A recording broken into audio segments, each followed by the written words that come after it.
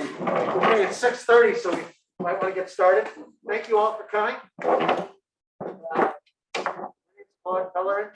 My brother Aaron and I bought this shopping center back in 2006. Started renovating it. Yes, sir. Since you're 6 feet away. Can't hear you. How's that? That's much better. That's a big improvement. Okay, let's start over. No, put it back on. Put it back on. My name is Claude Pellerin. My brother and I bought this. My brother Aaron and I bought this center 2006-ish.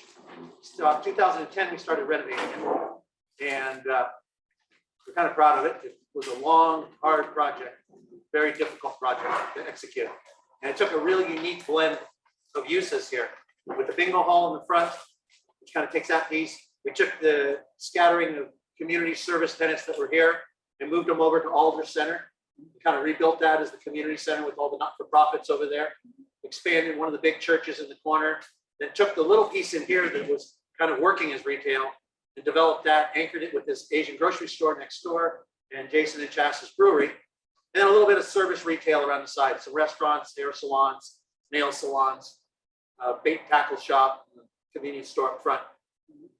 I say that because it's been a real challenge to get this thing up and going. Then a few years back, I want to comment. We appreciate you coming into our city and developing businesses and making it more accessible to the citizens here. I'm sorry, can you repeat that? I said, I appreciate you coming in. Yeah, really. Thank you. Because we need business and we need developers to, improve the quality of life in Suisun City.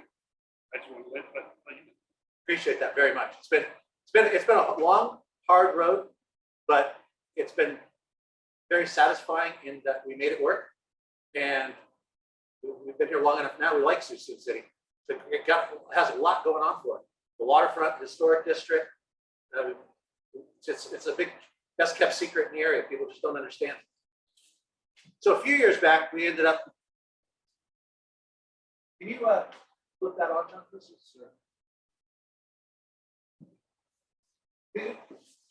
So go to the first slide, John. Go to the next one, please.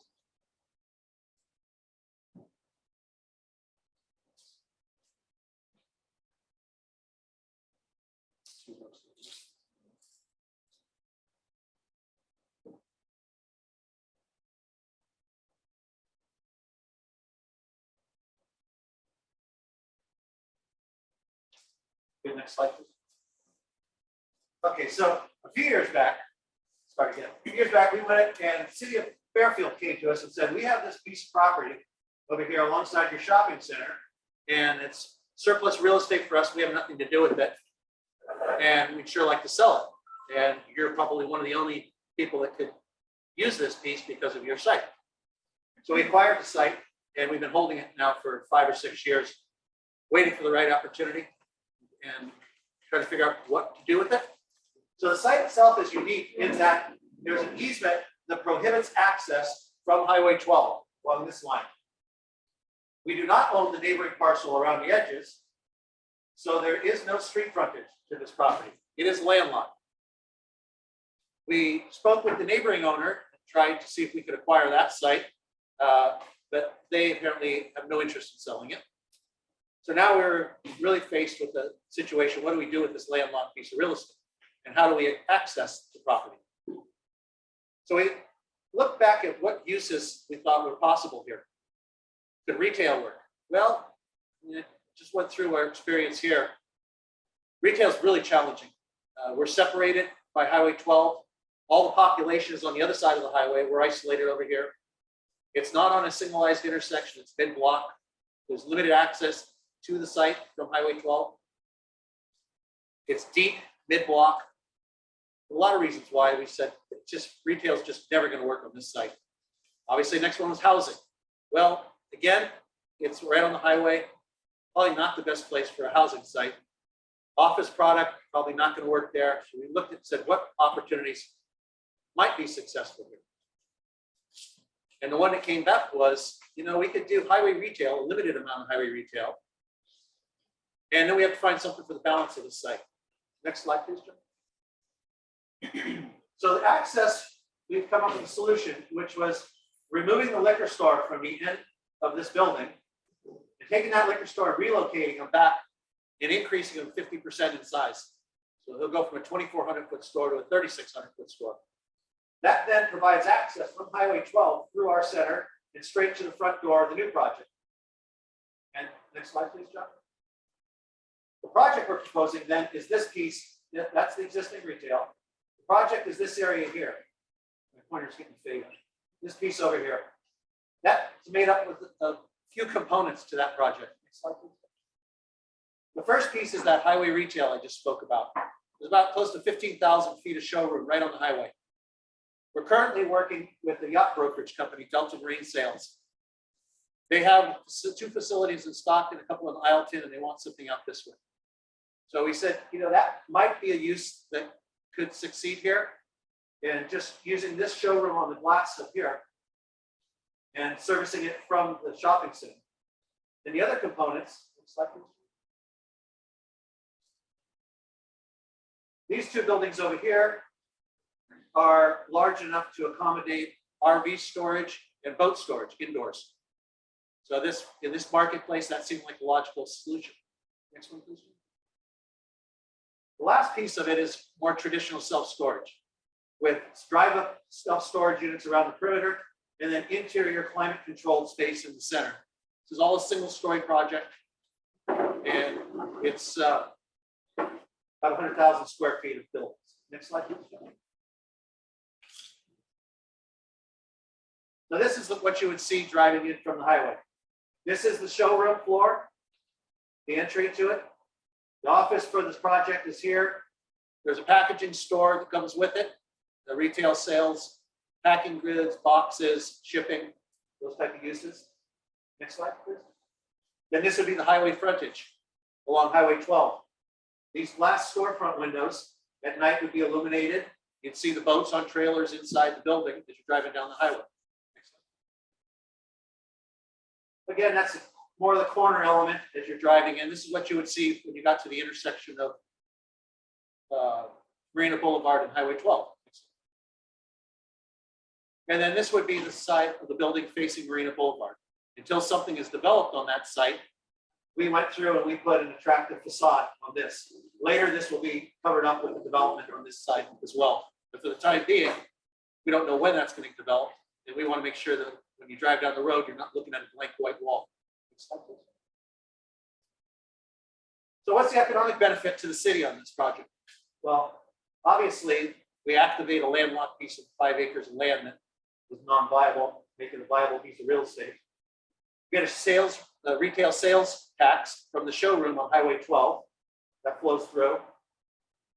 The property tax assessment from the rail land that's there now to the finished project is a 40-time increase in assessed value.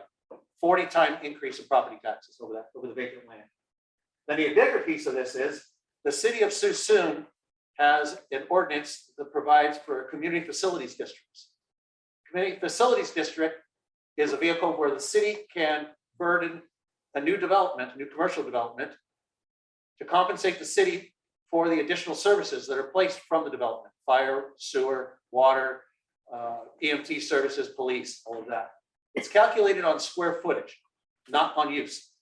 So our project would be $864 per 1,000 square feet, or an annual revenue of close to $100,000 a year on top of the property tax that the property pays. And that runs forever, and it increases with the inflation rate forever. And obviously, if you're looking at demands that are placed on a city from a development, self-storage is probably the least demand you could put on a city. Fire, police, EMT services are absolutely minimal compared to, say, we're 100,000 feet of retail, 100,000 feet of office. So there's a huge benefit to the city in that. Next slide, please. To start this process, the city said, we really would like some help finishing up some projects the city started, and we really don't have the funds for it anymore. Years ago, when they started the redevelopment agency, there was a proposal to build a bike path down the back of Watts Boulevard behind the shopping center. There were no funds available after the redevelopment districts were taken away. So the city still has plans for this, but have no way of funding it. We have volunteered to go build that bike path for the city as a community development and donate it to the city. So along the back of the shopping center, all down this line here, is referred to as I didn't know this before this, a class 1 bike path, which means that there's a planting berm that separates the roadway from the bike path and from the pedestrian walkway.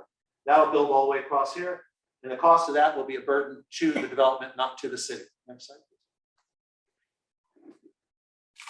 All right, so the purpose of this meeting, the city passed an ordinance called Good Neighbor Ordinance. Before any project can move forward in the city planning process, the city wants the developer to reach out, as we're doing tonight, and show our project to the community and solicit community input.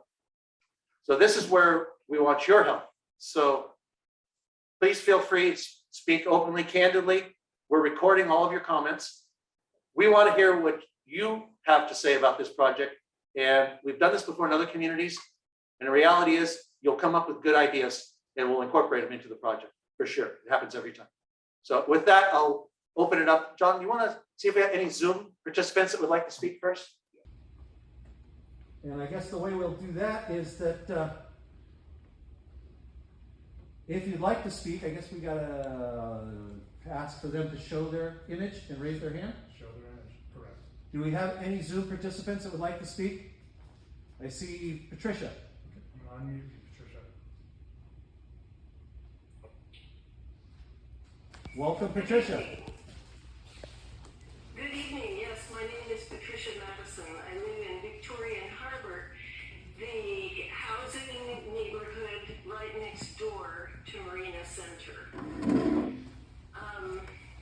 I have to say, I'm not really happy about seeing a big self-storage commercial space being added so close to our neighborhood, especially since these storage businesses usually and properly are placed in an industrial park on the outskirts of town and not next to some of Suisun's most desirable neighborhoods. I mean, people associate this kind of business with neighborhoods that are unsafe and not desirable to live in.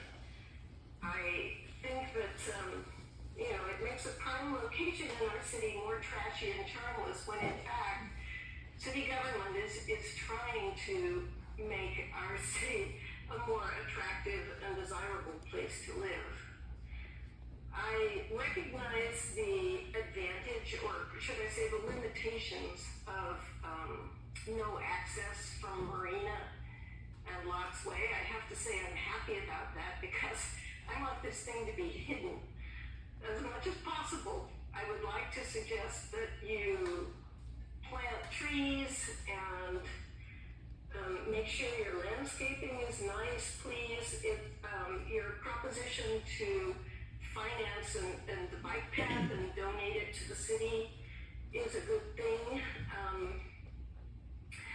So I guess I'm resigned to having this go in, but I don't want anything more like this to be built anywhere close to our neighborhood, a totally commercial site with the kind of business that doesn't belong here.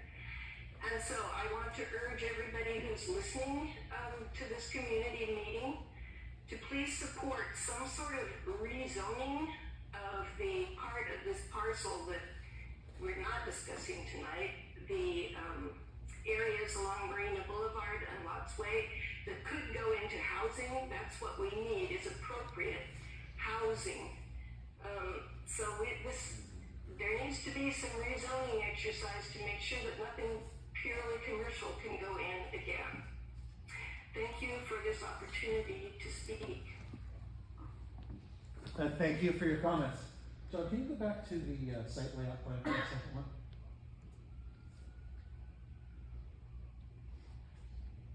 Up on the top, John. The second slide, please.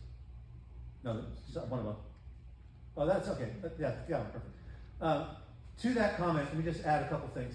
One is that the L-shaped piece that remains, I have been speaking with the city specifically about what Patricia's comments were, which is taking this rear section back here and up Marina Boulevard and doing medium density housing in this. Preserve just the hard singleized corner up here for commercial retail, because I think that's about the amount that the community could support. And with the aspect, go back to the next slide, please. To screening, there is a very large landscape buffer across the back of this property here and along the side of it, which will be densely planted for screening to address the concerns that Patricia just raised. Do we have another Zoom speaker, John?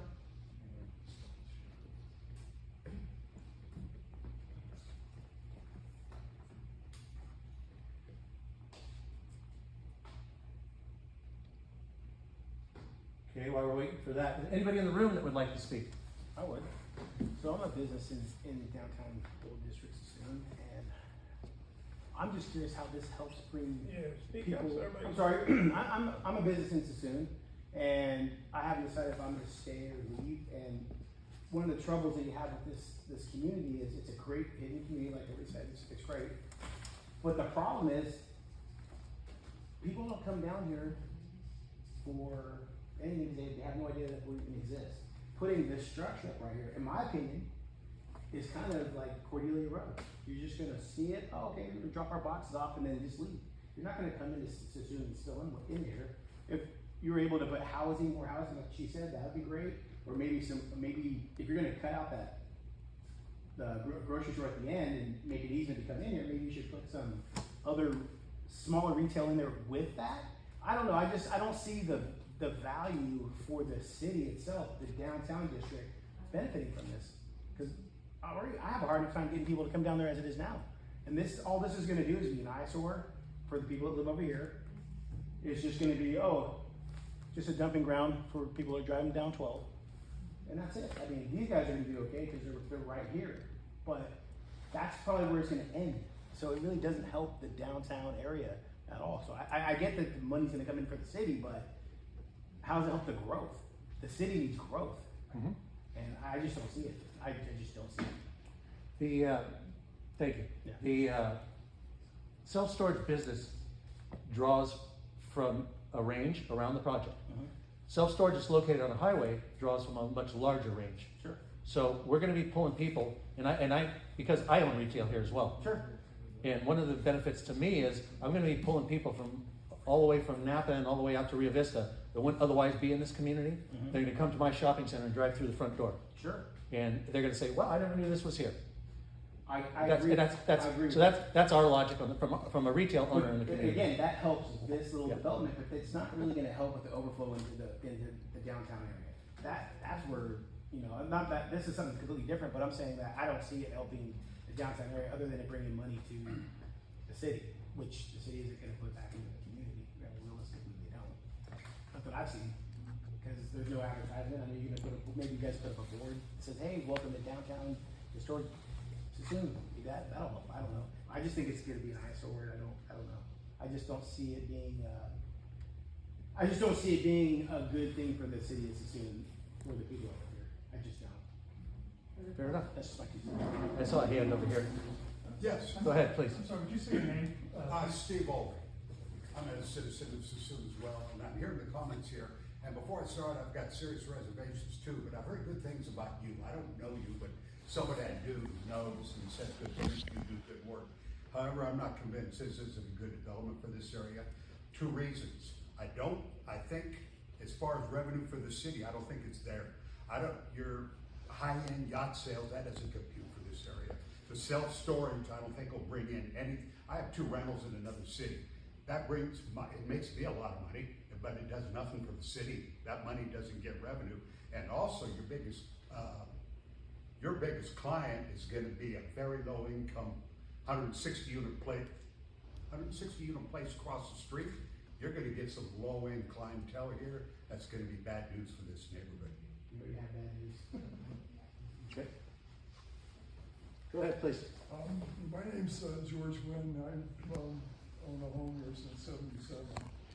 And I was one of the people that worked to stop Walmart from coming in here because it was in a residential neighborhood and I thought it should be close to the water tank. I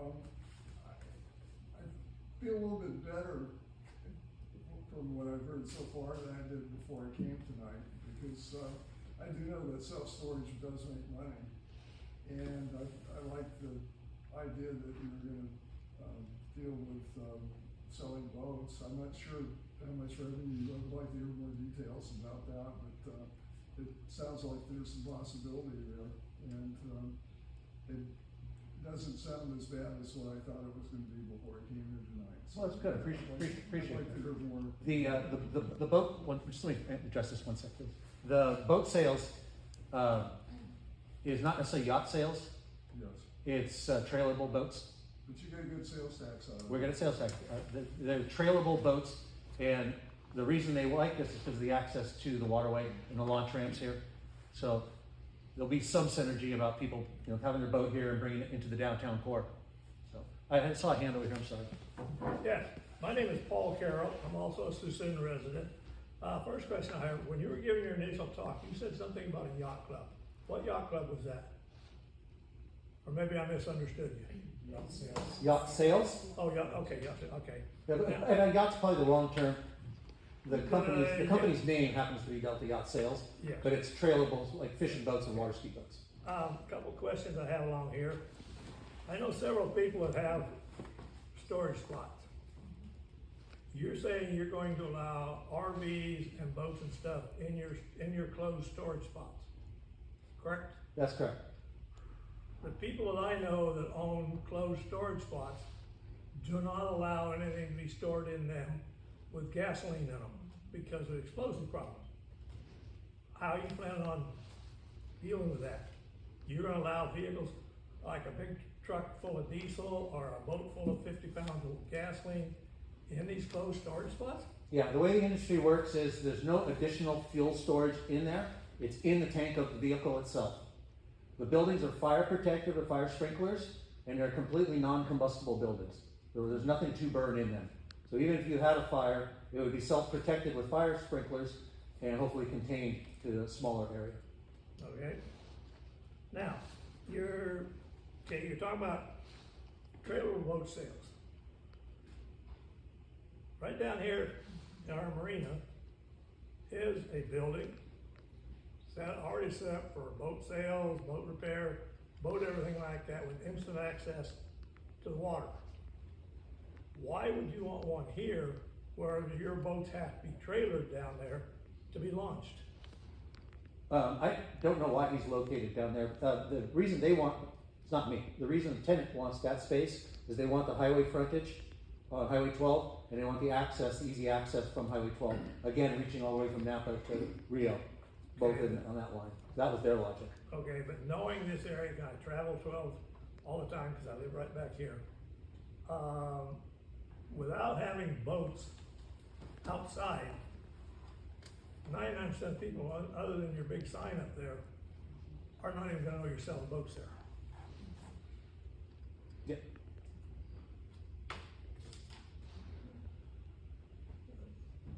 Okay, at first I had a question initially, when you had said your land was gonna, if you couldn't develop, it's gonna lie fallow until perpetuity. Well, until I saw your drawing, I couldn't understand why. I thought you owned the whole big property. And so I thought, well, if you own this whole big property, nobody's gonna let that land. Now that I know you're landlocked,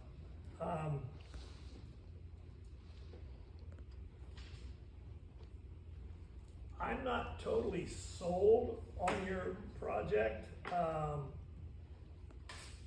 I'm not totally against it. I'm not totally for it. Mainly, like a lot of people said, I don't think this is exactly the area that this type of stuff is good for. Number one, for your boat sales, like you say, people are going to have to figure out how to get off the freeway to get into your boat sales. They're going to have to figure out, oh, there's boat sales. Okay, now I gotta figure out that I gotta get off back here to be able to snake through here.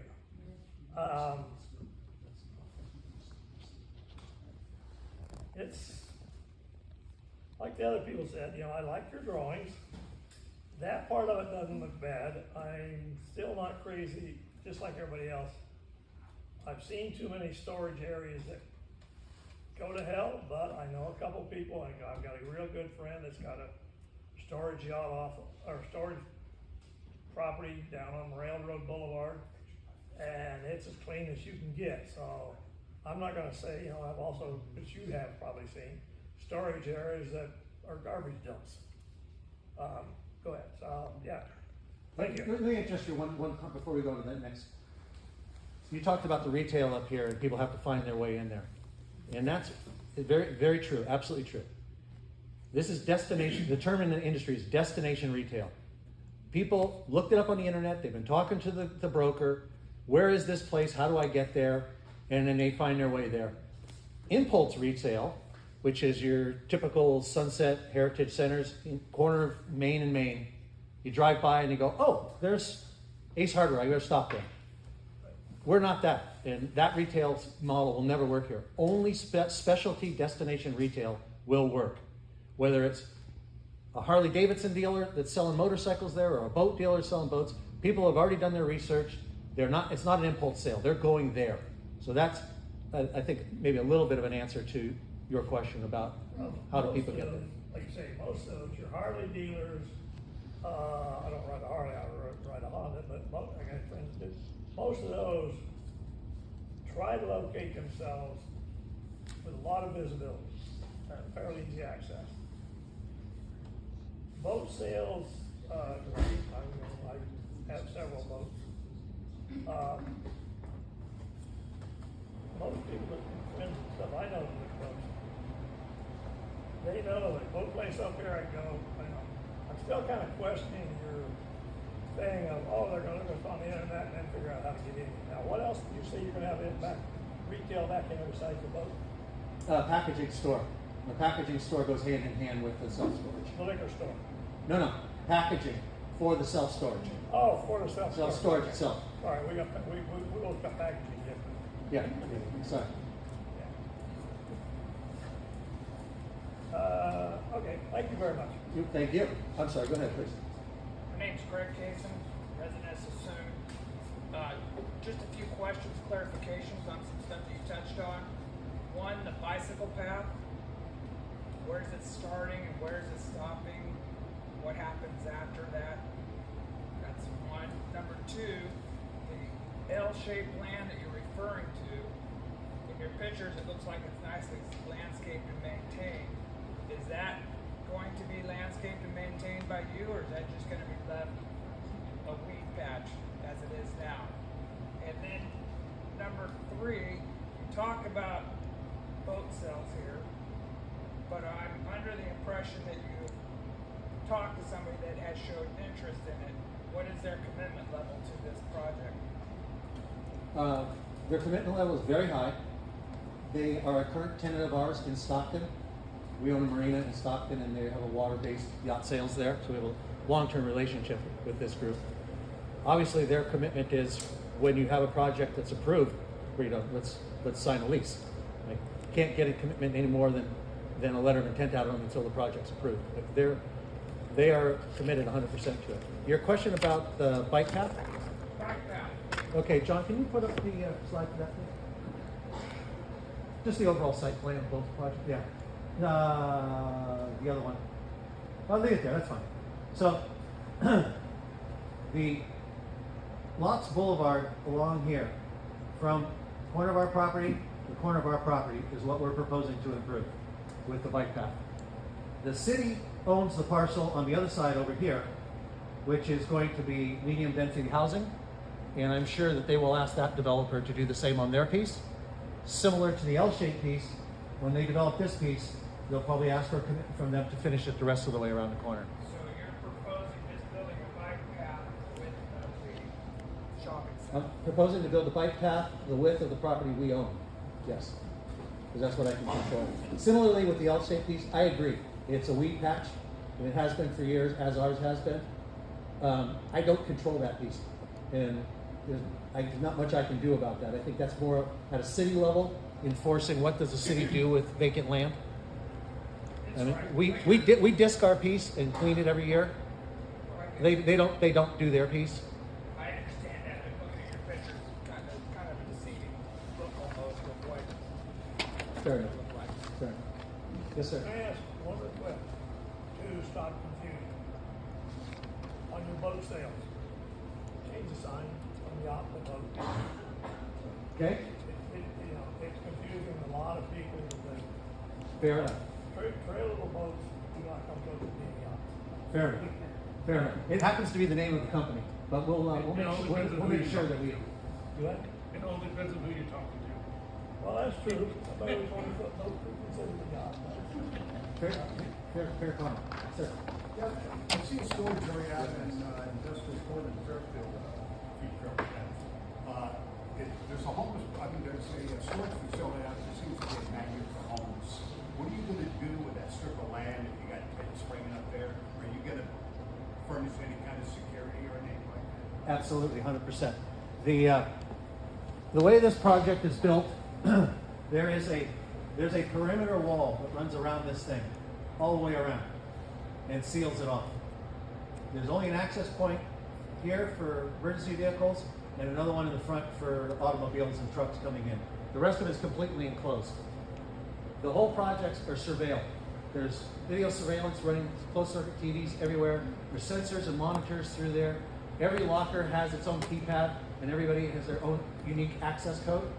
So it's highly controlled. So inside the project, I don't see that being an issue outside. Outside the project, it's similar to what we have here in the shopping center, and we just addressed it. We called, the police department's been wonderful. We got homeless, and people that have been in the community a long time remember how bad the homeless population was here. We manage that actively, and that's why we don't have it anymore. If somebody shows up on the property and they look like they don't belong or they're trying to camp here, I call PD, they're out here in minutes, and we send them on out, and away they go. So we're very, let's go with someone else on the back. Go ahead. I've got a bunch of questions. Okay, go. Say your name. Yeah, my name is James Bird, Suisun City resident for 10 plus years, also a business owner. First question I have is with the actual entrances and exits of these, the way in and out of the place. If you look at, is it the Lotes Way on the bottom of the map here? Is that the one Lots that bypasses me? Boulevard down here, yes, sir. I have a Subaru and I have a hard time getting into that entrance without bothering them. I have to be very calculated. Louder? Yes. I think Maybe turn around and face us. So back on the bottom. One of the platforms, hold the mic. Right on the bottom of the Lotus Way or the bike path proposed, I have a Subaru and I have a hard time getting in without bothering out on my pedestrian or passenger car. How are these boat trailers?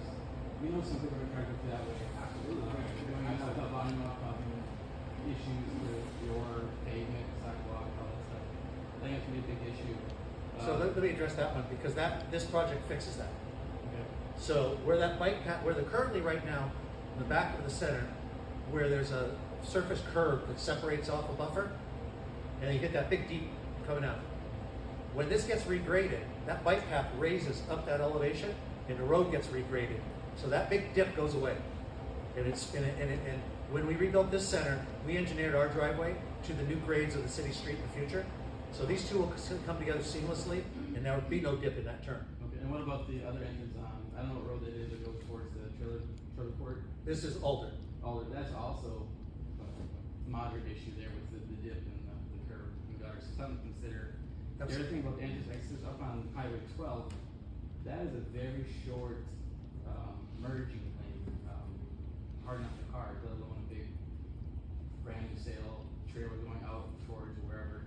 I think that may cause traffic issues, honestly, to try and merge in and out. People are very considerate of letting you in and out, so it's a very, very short merging for entrances, or even exiting. So that's a big concern, I think, maybe a lot of traffic related to that coming up.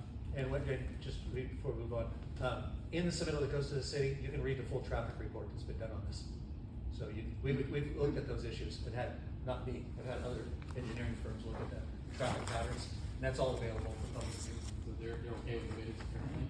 Well, the way it's proposed, yes. Okay. And you're welcome to, when it goes into the city public forum, you're welcome to read it yourself. So when you got a fifth wheel coming down, merging into this, trying to get into this parking right here, you got 2 or 3 of them coming or a boat, you don't think that's gonna cause any accidents or any?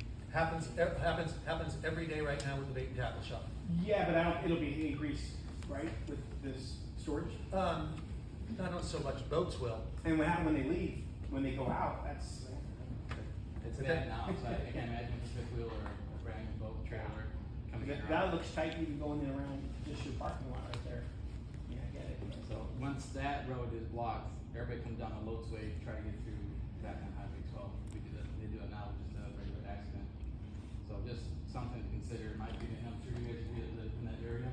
It's already a pain with the school traffic. Next question is Brandon. So the showroom, that's already an existing, like a chain or a business? Or, Correct. I don't understand the brokerage part, so it's not an actual individual company.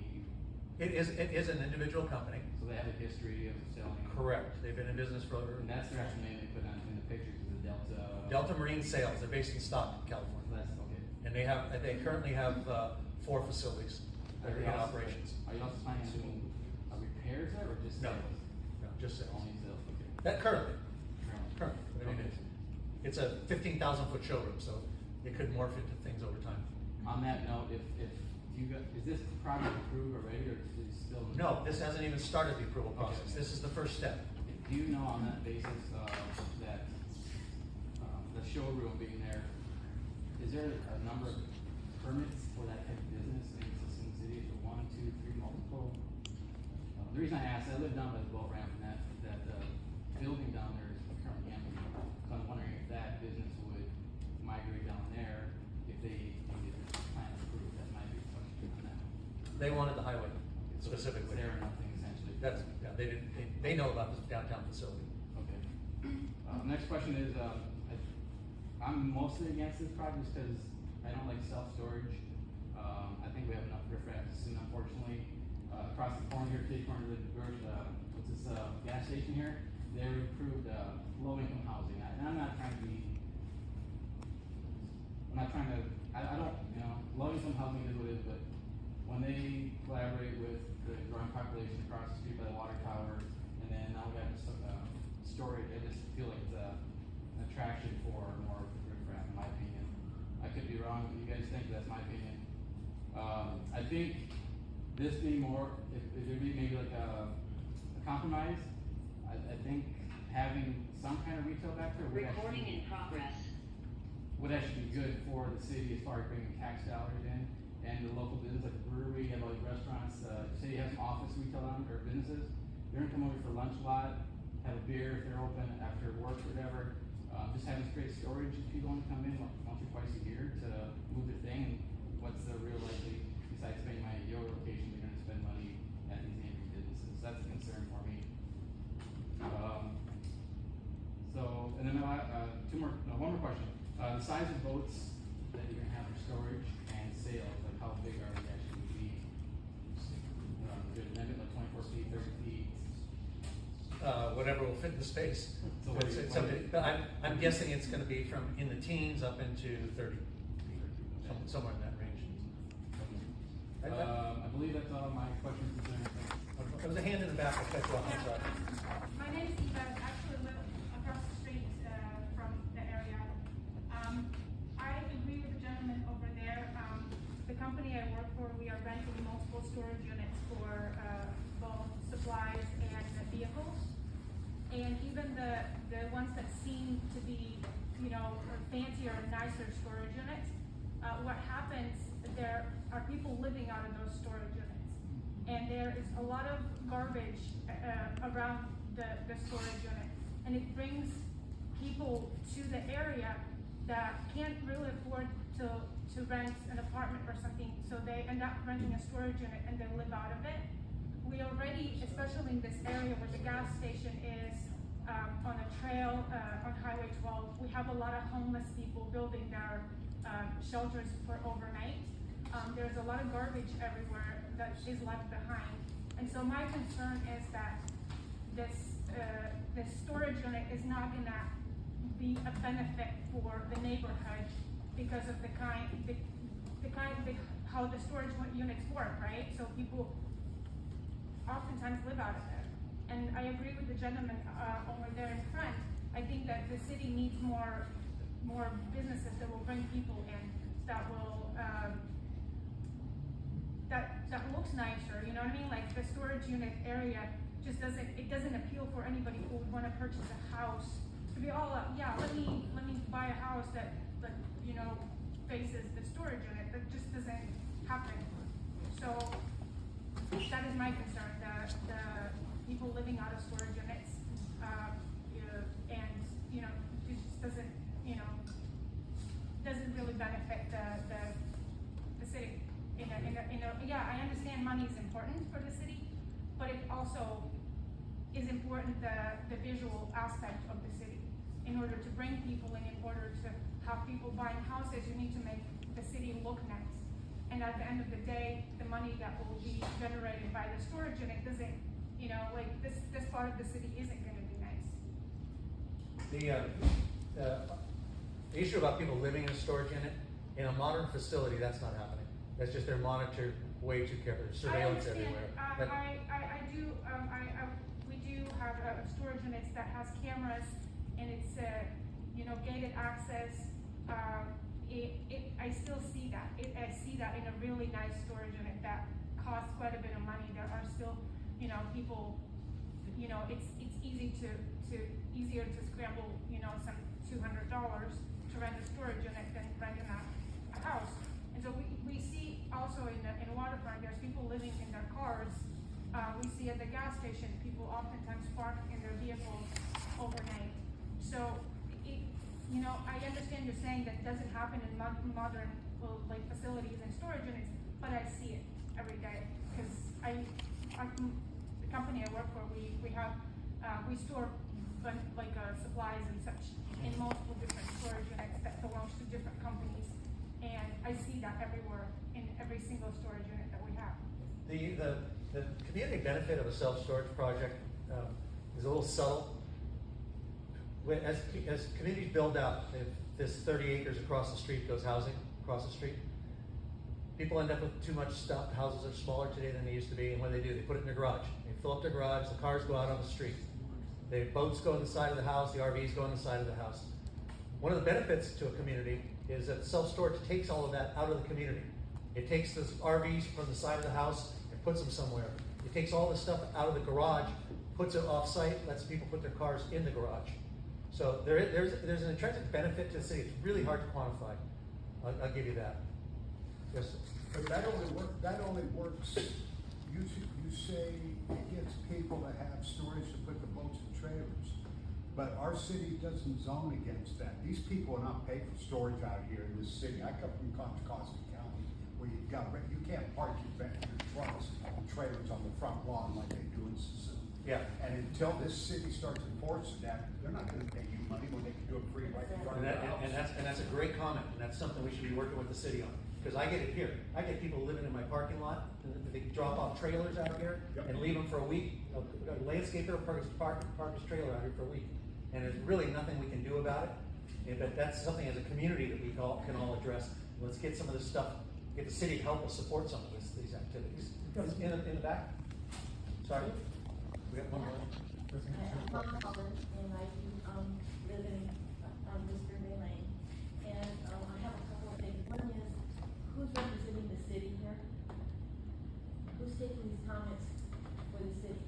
This is all being recorded, and it gets posted into the city's website, and it's available for public review from the city as well as the residents. Hey, that's not very comforting. I can't control it. I can't control it. We know our government. We know our government. I'm just saying. And the other thing is, we have self-storage 3 blocks away. And and to have another self-storage right here, at the end of Marina, we have self-storage. We have RVs and boats and indoors and outdoors. And we have the homeless, and it's not kept up the best. But to surround us with self-storage at one end and one at this end isn't fair to the residents that live in this area. It doesn't increase our property value. It detracts from it. The other thing is, it wasn't that long ago that Suisun City was 98th out of 100 as far as desired places to live. We worked hard to get ourselves up from 98. These kinds of decisions are taking us back down. This is not enhanced. We have very, very little property in Suisun. Very little property. We should be using it to enhance our city, not detract from it. this does not add or raise the level that we need. Fair enough, fair enough. Take a question on Zoom. Yeah, I'm sorry, yeah, we got Zoom, I'm gonna ask Mike to unmute himself. Hi, Mike, you're unmuted.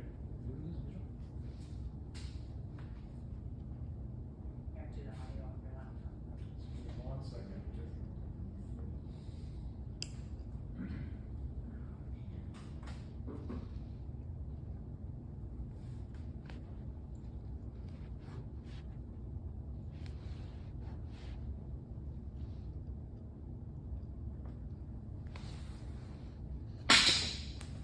Sorry, Mike, are you speaking? We're having trouble hearing you. Just one second. I'm trying to reconnect you. Mike, if you can hear us, we're gonna reconnect the technology. We're gonna take one more question here and then we'll come back to you. front again. I have a suggestion if this project gets approved as far as deterring homeless. So you have that front lawn on Highway 12, and the drawings look like it's gonna be like some kind of grass and bushes, things like that. Maybe a suggestion to have a homeless deterrent would be actually put stuff that makes them uncomfortable, like boulders, rocks, cacti, things like that. To kind of deter them. I've suggested that to the city before, but they're very, oh, we can't do that because whatever. They're too soft on them, unfortunately. So I would suggest something like that, and then make sure you don't have any faucets hanging out on the outside of the perimeter that they can drink water, bathe themselves, or electrical plugs like we have downtown Suisun, where you don't charge their phone, electronics. So don't make it a haven for them if this is approved, come and hang out. It might make it uncomfortable for them. Good comments, good comments. Do we get Mike back? Okay, Mike, we're gonna try it now. Okay, can you hear me now? We can. Great, I'm sorry for the technical difficulty. So first of all, I just wanted to say thank you so much to Mr. Pellerin. I know it's not easy to host a meeting like this and have to face so many questions, but gosh, it's so important to get the input from residents of Suisun. So thank you for your patience, thanks for hosting the meeting. I'm a resident of Victorian Harbor, live very close to this proposed development. So main comment is like everyone here, and I'll emphasize again, everyone mostly that I've heard, I just feel like this is not the highest and best use of this property. For all the reasons. What's happening?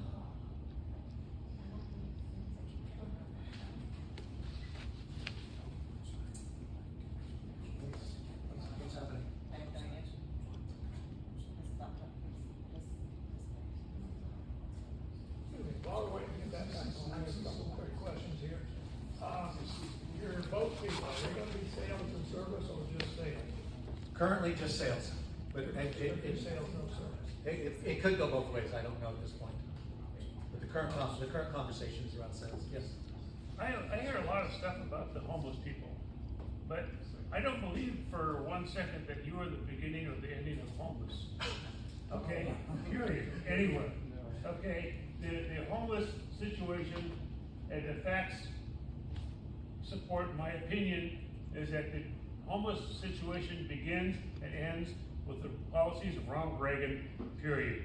And until we remove those or reverse those decisions or policies, we're not gonna get rid of the homeless anytime soon, period. That's my opinion, but I can't put that on you or anyone else. Thank you, I appreciate that. Yes, sir. Railroad Avenue has had, storage places for ages, and I don't see a problem there as far as containment. They seem to keep things, fairly neat. And, I can remember when this center was built, it was really nice, and they kept evaluating it a little bit, and then I believe you came along at that time and took the thing over, and you made quite a few improvements. It looks, Thank you. good. Thank you. Yeah, we bought it from the Aldridge family in about 2006. Yeah, time goes by so quick. Yes, it does. But anyway, based on that, I would think that you would do a good project. You surprised me if you didn't do something with the agreement. This may not be the ideal thing, but I think it's a good improvement from what we have, and it's a lot better than building low-income housing and some of the other things that I think the city has done that they should have done. Thank you. Mike, we're gonna try you one more time. I'm gonna ask you to unmute yourself. Okay, try once more. Can you hear me? We've got you. Apologies about that, Mike. So, can you hear me okay? We can hear you perfect. Can you hear us? Yes, thank you. All right, so, my name is Mike Stein. I live in Victoria Harbor. As I said before, but I'll say again, thank you so much for hosting this meeting. I know it's not easy to take this barrage of questions and comments, but it's so important to get input from the citizens. So, thank you for your patience. Like almost everyone has spoken, I don't feel that this is the best use of this property. I do appreciate the limitations on the parcel. My basic feeling is that the city government, planning commission, city council, development director need to work with you to make an integrated plan for that property plus that L-shaped property to make something that, in the phrase that you used, will be destination retail. The shopping center, which I guess you already operate retail in that shopping center, has been suffering for a long time. The access is poor, like you say, but you know what? If there are attractions, people will come. Just go there when there's bingo and every space in the lot is full. At the same time, 2 restaurants now have closed in the last 3 months. The brewery's working, the restaurants aren't, bingo's working. You know, the area can work. So we need to all think about what we want this city to be, not just today, not just tomorrow, but 5, 10 years from now. Is this project better than nothing? Yeah, probably something.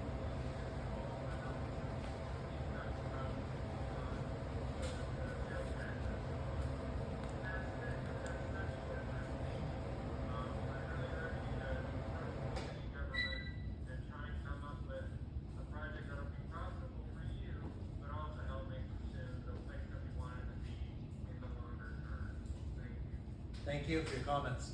Let's go back to the internet. We got Teresa. Teresa. Very patient. Thank you. This is actually Teresa's husband, Jason. Can you hear me? You've been equally patient. Thank you. Yes, we can hear you fine. Alright, so I live literally directly across the street from the field. I'm right here on lots. So my big concerns are like mainly traffic, because anytime during the day these roads are narrow, it's hard to fit like 2 small cars down the street with the parking on the street as it is. We have cars getting sideswiped all the time. We have cars getting their mirrors ripped off. So how we can accomplish that with, you know, the school traffic, boat traffic, U-Hauls getting in and out for storage units, larger trucks, like, because they're not all going to go through that highway 12. So they're probably going to try to come through this side as well. So how does this not create more of a traffic issue and a headache for us that live on the street? Well, thank you for your comment. The answer to that is the streets are what they are. We're not going to make the streets wider or add more streets. But what I will say is that looking at this 5 acres, this project will generate the least amount of traffic of any other use, hands down. I mean, this absolute minimal traffic demands on this type of project, especially when you compare it to a commercial use like a retail or office or other multifamily use on that site. So I hear you loud and clear. It's a great comment, but you know, I think that the issue is here is that this is a low traffic generator. So that's probably all I can. And also the bike trail is just going to be the portion directly in front of the shopping plaza, correct? At this time, yes, until the other parcels are developed. So that's really not a whole lot of benefit to the community, because right now that side of the street is not very traffic. Because the school traffic and everything is on this end of the street.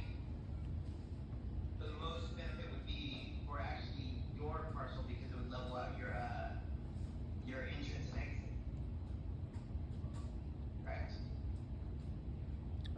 The project, the bike path will take that dip out of there. You know, I'm not the one asking for the bike path, it's the city. So, I mean, if the community says they don't want that bike path, I'm fine with that, I won't build it. Yeah. Alright, thank you. Thank you for your comments. Is someone new that we haven't heard from? Here, I'll go there in the corner. Yes, hi, my name is Paula Kaysen and I'm a resident over here off of Marina. And I'm not familiar with developments, but I know that you mentioned there was a traffic impact report done, and then I assume there's an environmental impact that has to be done on any project.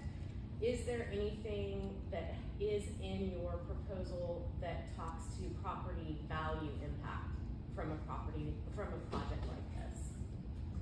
Because that's my main concern, is like what everybody is talking about is how that's gonna impact my property value when I have to pass a storage, and I use storage, by the way, so if you do build it, I'm gonna go on the waiting list, but the thing is I hope to get rid of my storage, but every storage facility that I've been a part of, as this lady mentioned behind me, I feel like we had storage that we use in Benicia, and it was very much on lockdown. Somebody lived there, they policed it. There was no homeless issue because it was an industrial area. It wasn't here where we're seeing all the impact of the homeless, right? So I just am curious if there has been any studies done on what typically storage, projects do within, like we're not in an industrial area. We're like right here within our residences where we live. Yeah, it's interesting because the historic model of self-storage went in industrial areas. Yes. And they were kind of hidden like up on a railroad or down at the end by the waterfront. And they typically were single-story drive-up units. A lot of them were pretty ratty, and a lot of them were pretty old at this point. I think what might be beneficial in our proposal is that we show some comparative to modern facilities that are being done in other communities, and show how these things function and what they do into a community. It's a completely different model today than it used to be. And I agree 100%. A lot of this existing inventory is old and tired and has problems and homeless people living in it. But I think what might be beneficial is to show a competitive set of a modern facility and how they operate and what they do.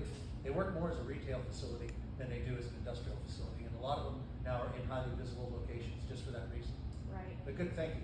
But now, if you lived where I live, would you be opposed to this project, or would you be supporting it if you lived right over here or across the street? Well, obviously, I'd be supporting it. Would be silly to say anything different. But I don't expect you to answer that honestly, actually, because you're building it, right? Here's what I will say to that, and I've talked with the city about this originally when it first came up with this concept. Our 5 acres is really challenged up there, right, and to do something with it. The L-shaped piece is a fabulous piece of real estate. And if I could get my hands on that and team it all up, it's a great piece of real estate. No question about it. But we've tried for years. It's just not happening.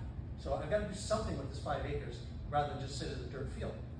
What we did was we tried to put some attractive elevations on the outside facing the residential community right now. The future plan is medium density residential along lots and turning the corner of Marina.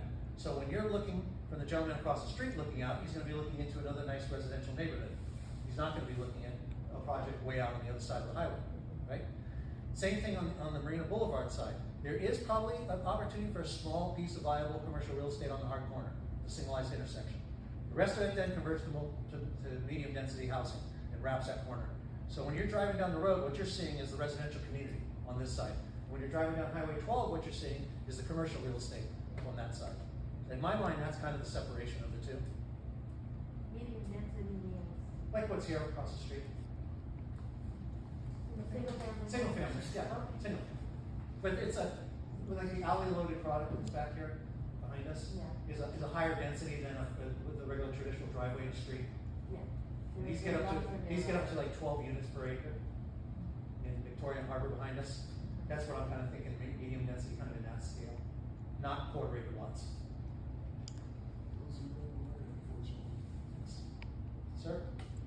I don't expect you to know the answer to this, but if you do, I'd love to hear it. The person that owns that L shape, do you have any idea of what their future plans are with that? I do not. He's not very accessible. We've tried to reach out before. The city's tried to reach out to him as well. When we acquired the site, he came into my office here at the shopping center one day, And his first line to me was, I own the property next door. Before you ask, no, I don't want to sell it. And that's been his position the whole time. And I don't know what his plans are for it. Point of order here. You've been asking for names of people before they start talking, so we have a, Yeah. dialogue. So should we continue with that? Yes, sir. I'm sorry. Who's next here? Go ahead. Have your name, please. Barbara Tishing. Thank you.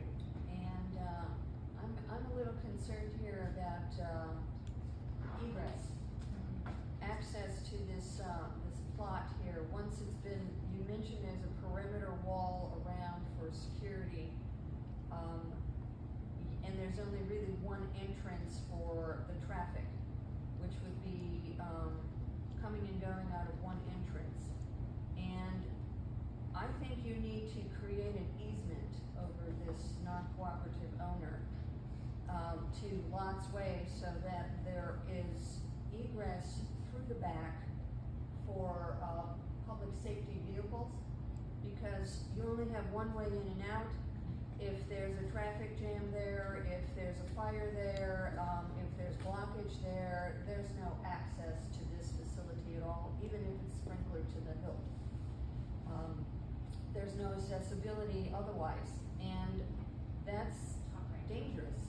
And I think you need to get an easement to access the rear part of that property in order to make it safer for the owners who have, their, vehicles there. Otherwise, they're at risk. They can't get them out if there's a fire. Yeah, let me clarify a couple of things I said, because I may have spoken inaccurately. The buildings form a perimeter around, there's not literally a wall. The buildings themselves. A perimeter wall. I spoke inaccurately. It's the back wall of the buildings themselves. There's not a freestanding wall. The buildings themselves make a perimeter around it. Okay, that's one. Two, can we get the computer back up? Yes. There is a secondary access to this property already in the plan. I'm going to show you in a second if we ever get the computer back up. That's good right there, John. So, obviously the primary access is here off of the highway coming in off the shopping center. There's an emergency vehicle access right here between these two buildings, which happens to be this 20-foot drive aisle between these two buildings, here across. That drive aisle continues straight through and goes into the project. So there is secondary vehicle for emergency, for fire trucks to get in and out, ambulance, whatever else we need to do. So, and as far as getting an easement over somebody else's property, it's a difficult thing to do with a non-cooperative owner. I mean, I don't have any ability to force them to do that. But what I do have is the ability to create a secondary access from our own property, which we've done. So you're saying then that there's some place right over here where fire trucks can get into that property? That's correct. Which is right here. That's correct. Yes. There's a 20-foot emergency vehicle access that runs through here. And we've worked through the traffic patterns with the fire marshal, the fire department, and how they can move their big ladder trucks through here. And they're comfortable that there's enough, they can run their big hook and ladder truck through the. Could you point that down on the map? Yeah, John, can you go to the next, the zoom in, the next one down? So, that's worse. Go back one, John. So we're sitting right here in the brewery. Right. Okay? Right here between this building here and this building here, there's a fire lane that's gonna go right through here. And that will take emergency vehicles into a secondary exit in the back of the property back here. So there's a primary entrance in the front, and there's a secondary one in the back where the fire trucks can circulate all the way through and around the buildings. And the buildings are designed wide enough to have a striped fire lane that runs through everywhere, where the largest truck that Suisun Fire Department has can have the ability to maneuver all through the property and through the shopping center parking lot as well. Can RVs come through? Yes. Can RVs come through that same, entry? In an emergency, we can open it for them, but no. There's a primary entrance for most traffic going through. Emergencies, if there's an emergency in the front, then we can open this back and access the property. So the vehicle owners that are parked in that facility can have to go out the front to get their property out if there's a fire, and that's it? I No, mean, in an emergency situation, there are 2 points. There's a primary and a secondary entrance. But the fire trucks come in the secondary, so there's only 1 point for exit for the vehicle owners. No, there's 2. The fire trucks come out, the fire truck's not gonna block it. The fire truck's gonna access, and if something needs to get out, it comes out. Has this been reviewed by the fire department? Yes, it has, and approved. And you have all the other impact studies reviewed and approved? They have not been approved. Let me back up. The fire department is agreed that the circulation works for their largest vehicle. Submit it to the city for public review and city review. That's where we are in the process. So we are just starting the process now. This will go on to planning commission next, and if it's approved there, it'll move on to city council again. So you will have a full opportunity to see all the documentation before it gets to the planning commission. Because if there was any kind of catastrophe in this, your annex, I'll call it, it's gonna affect your retail that is abutting that property. So these buildings here would be at risk if anything happened in that new storage site. Absolutely.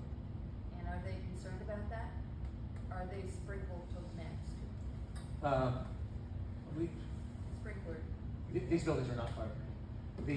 As far as circulation and getting emergency equipment through, we're very comfortable, and the fire department's comfortable that yes, this circulation pattern works for the fire department for life safety concerns. Name, please. The dead space. Can I get your name first, Rick please? Kaysen. Thank you. The dead space between the new storage facility and the existing retail. This one. What is going there? What's happening with that? Um, What is that? There's a walkway that's gonna be put back in behind the buildings here.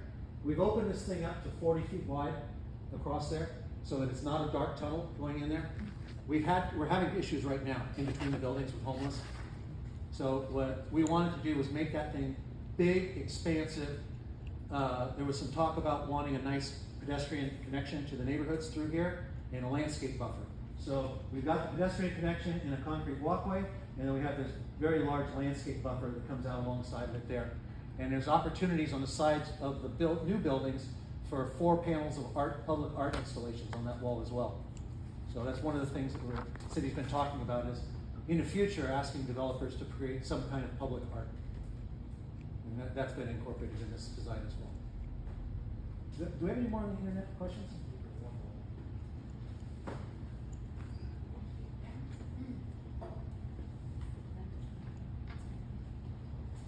Tricia, did you have another question?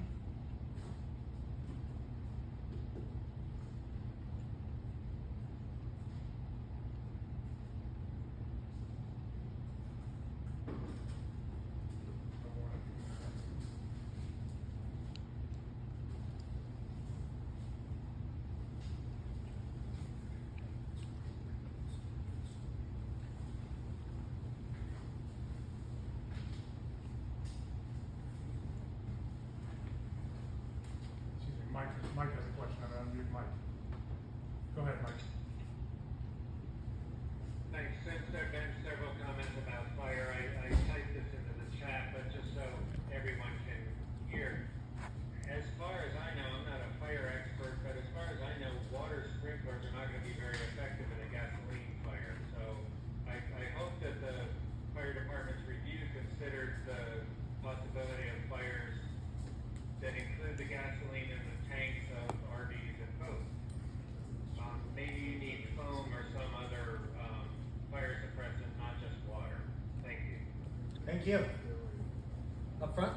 Can your name again, please? James, question about so the next process is to go before the city planning, or the planning commission, right? Correct. When is that date? It hasn't been scheduled yet. Okay, and do we know anybody on the planning commission if they're affected directly? Do they live in this neighborhood? Are they gonna have The planning commission. conflict of interest? I don't know the answer to that question. What's that? The planning commissioners have to live in the city. I'm sorry, just for the record, your name, please? George Wyndham. Thanks, George. Anyway, they have to live in the city and they have to be appointed by the mayor and the council. Right, but my question is that anybody on the planning commission that lives in this neighborhood that would be a conflict of interest? Mike Zeiss, who spoke earlier. He just resigned. he resigned, but he used to live, But he's not on planning commission? No. Okay. not now. I was just curious how that. They're reduced the number of people down from what it was. Most 7 is down to 5, but only like 3 or 4 showed up. Not happening. Sorry, for the record, your name again? Barbara Cushing. Thank you, Barbara. Total number of, parking, spaces indoor and outdoor that you have planned for the site? I don't know the number off the top of my head to answer your question correctly, but it's well in excess of what is required for this use, just because of the way the land plan worked. There's probably, the self-storage probably is twice the amount of what the city would require as a minimum. Because I only have here in your specs of like square feet, I don't have a number of units. So you don't know at this point in time. Number of parking spaces? Parking spaces and units. Units is a function of the marketplace. The spaces either are large, if that's where the demand is, or they're smaller, if that's where the demand is. And the buildings are flexible enough to adjust for that. So I don't know, I'm not dodging the question. There isn't a literal number of how many self-storage units there are. It depends on what size the units are. Is there gonna be any outside parking, or is it all covered parking for boats and RVs? There is no outside storage at all. There is automobile parking in the front, yes. But not outside storage? There's no outside storage in this project at all. Vehicle storage? Any kind of storage. It's all contained internally. Is there a security fence, that you're gonna put up, or is that just the fence that's on the property now? On the excess, the non-owned property, is that the fence that's gonna be there, or you're not required to put another fence for your property? Our property, the buildings are built almost out to the property line. The buildings themselves become the fencing around ours. Okay. The one that's, the fence that's on the front belongs to the state of California. That's Caltrans. Right, on the access? The access to the highway, that's Caltrans. That's Okay. not us. I don't see even with the CFD generated, funds that are gonna come from those property owners, or the renters, I don't see the city making much money off of your, project in the long term. You had mentioned that there'll be a CFD, put on the property, it'll be incorporated in CFD number 2, which is a variety of storage facilities are in CFD number 2. And you anticipate, or the city told you they anticipate $100,000, and then, for your property taxes, it came out to be estimated at $864 per 1,000 square feet. I don't see a lot of money for the city annually from your project. Let me clarify. I see you making money from your project. Let me clarify how that CFD works. In addition to the property taxes that the city collects on the property, in addition to that, there's a community district, community facilities district fee. That's based on square footage of our project. So the city, and it's a literal calculation, there's a number. It comes out to $98,000 a year today, and then it's subject to inflation. It escalates. That's in addition to everything else. There's $100,000 a year coming in just from that. And that is supposedly to cover the additional costs of services to the property, which in this case are very, very minimal. So there's that involved in it. The other side of it you got to look at is, it's great to say, boy, why don't we just do 100,000 feet of retail out there? The city's gonna get all the sales tax off of it. Problem is, retail doesn't work. It's gonna, if I built it, it would fail. You can see what's happened even down in Heritage and Sunset. Heritage now has kind of got some new life to it. They're doing okay. Sunset's a failed center. I mean, they lost the grocery anchor. They had to go to a health club. That's because retail doesn't work at that site. It's just the population is all on the other side of town. Right. Retail, the expression in the industry is retail is successful at the intersection of Main and Main. It wants to be right in the dead center of the population bubble. And where we are here is not in that location. In addition to that, we have access issues. We're not on a signalized intersection. You can't turn from westbound, not Highway 12, you can't turn into this property. You gotta know how to get here. You gotta know that you gotta turn on Marina Boulevard and come in the back, or go up and make a U-turn and come back. I mean, it's very, very unique, specific destination kind of retail. The Asian market works because It's an Asian market. There's not that many of them around. It's not a Raley's or a Safeway. People will find it. They'll drive to it. 5 acres of retail on the highway is not going to work out there. And then I say, well, what else can I do out there? There's not a lot of other uses out there that can actually succeed there. The L shape around the outside, yeah, it's going to work. It's going to work just fine when they build that out, because it has access and it can support other uses, i.e. residential, and maybe a small piece of commercial on the hard corner with a signalized intersection. But there's just not a lot of other uses that will work out there. So I don't know how many years has that site been vacant. I mean, I guess I don't think it's ever been developed. Maybe somebody in the room knows the history. But Georgina? Which property are we talking about? The big piece on the corner. Was it ever developed? Never. This is my knowledge. This place used to be at a direct entrance when Highway 12 was just 2 lanes, but that's been quite a few years ago. Yeah, they lost that access. Yeah. And it crippled the center when they did it. It probably won't come back again. Even then, it was going broke.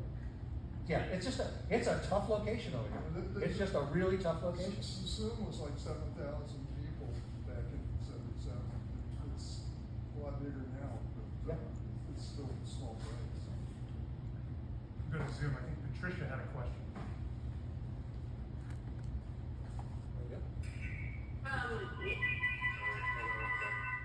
Thank you, John. Thank you, John. No, I was just going to comment that, Susan, this location is actually in the middle of what is already a major residential area, which we want to improve and not to degrade. And there's going to be a lot more infill that brings residents right directly on the other side of the highway, in the old Crystal Middle School location, along Lots Way, and down at the end of Marina Boulevard. It's not going to be that long before, the population of customers for businesses in this part of town is going to be a lot better than it is now. It's kind of the chicken and the egg question, you need customers for businesses, but you need to build businesses that will bring customers in. This one ain't gonna bring any customers in, and I'm sorry, I just don't think that, this type of business is appropriate to the site, and I certainly wish that something else could be built here. Thank you. Thank you. All right, well, we've been at this now over an hour. Do we have final comments? Go ahead, please. Can you identify? Steve O'Reilly again. Thanks, Steve. Couple quick points. I think the tax revenue you're referring to is, I believe, all property taxes go to the county, not the city. I don't think Suisun's going to benefit by much by this income. Trickles down. We got to pay for county services. But going back to this lady's concern about storage facility, I think your problems occur. You get a renter who moves in with evil intentions, pays first 2 months rent, comes in at night and burglarizes the place. Are you going to have any overnight live security? Yes is the answer. They don't put the residents in self-storage anymore because, frankly, it's not that effective. We can do it with technology much better. But it's a fully monitored facility, so we know every door that opens, when it opens and closes, and that repeats back to security companies. So if there's some activity going on that shouldn't be going on, they're electronically notified and the people come on site. The security comes on site. Somebody comes in at midnight, doesn't come out until 5 in the morning, something's got to be wrong. Correct. And when that happens, that sends a signal off site to security. Security shows up, says, "What's going on here?" Okay. It's technology's come a long way. It's way more efficient than having somebody sleeping upstairs. Well, thank you all very much. This has been extremely helpful for us. We got a lot of good feedback, some painful ones, but that's part of the process. So I want you all to know we heard you. Money's painful. It's part of the process. I mean, we want to do right. So this is for the first step of that. Can you tell me your name again? Claude Pellerin. Do you live in Suisun, or? I do not. A couple of different places. Out of the area. Out of county? Pardon? In county or out of county? In Slama? No. Thank you. Yeah, thank you all very much for coming. Thanks. Appreciate all the feedback. Thank you for hosting. Thank you.